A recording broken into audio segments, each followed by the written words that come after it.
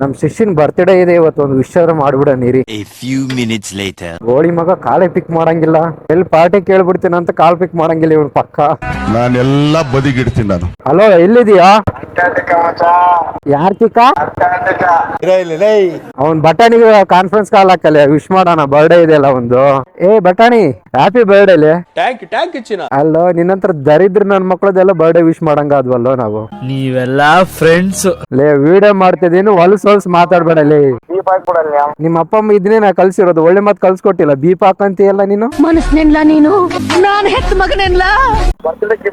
ಅದೇ ನನ್ ಬರ್ಡೇ ಕೊಟ್ಟಿದ್ದಲ್ಲ, ಅದೇ ಗಿಫ್ಟ್. ಹಾ ಮತ್ತೆ ಅದೇ ನಿನಗೆ. ಅಲ್ಲ ಬರ್ಡೇ ಇದೆಯಲ್ಲ, ಸ್ನಾನ ಆದ್ರೂ ಮಾಡ್ದೆ ಇಲ್ಲ. ಯಾವ ಸೋಪು? ಎಲ್ಲ ಬೆಳ್ಳಗ್ ಮಾಡ್ಕೊಂಡ್ಬಿಟ್ಟ. ಅಲ್ಲ ವರ್ಷಕ್ಕೊಂದ್ಸತಿ ಬರೋ ಬರ್ತ್ಡೇಗೆ ವರ್ಷಕ್ಕೆ ಒಂದೇ ಸಲ ಸ್ನಾನ ಮಾಡ್ತಿಲ್ಲ, ಏನ್ ಅನ್ಸಲ್ಲ ನಿನಗೆ? ಕೊಳತ್ ವಾಸನೆ ಹೊಡಿತಿರ್ತೀಯಲ್ಲ ಜಾರ್ಜ್. ಯಾಕೆ ಜನರೇ ಈ ತರ ಹಿಂಸೆ ಮಾಡ್ತೀರಾ ನನ್ನ?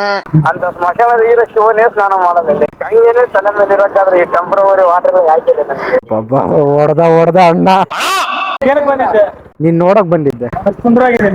ನೀವು ಸುಂದರವಾಗಿದ್ದೀರಾ, ನಿಮ್ ಕಣ್ಣು ಮುದ್ದಾಗಿದೆ. ಅಯ್ಯೋ ಕೇಳ್ತೀಯಲ್ಲ, ಶಾಮಿಯಾನ ಇರೋದೇ ಇಷ್ಟು, ಅದ್ರಲ್ಲಿ ಇವ್ರು ಬಸ್ ತಗೊಂಡ್ಬಂದು ಅದ್ರಾಗ ತುರುಕ್ತೀನಿ ಅಂದ್ರೆ ಅದ್ ಹೆಂಗ್ ಹೋಗುತ್ತೆ?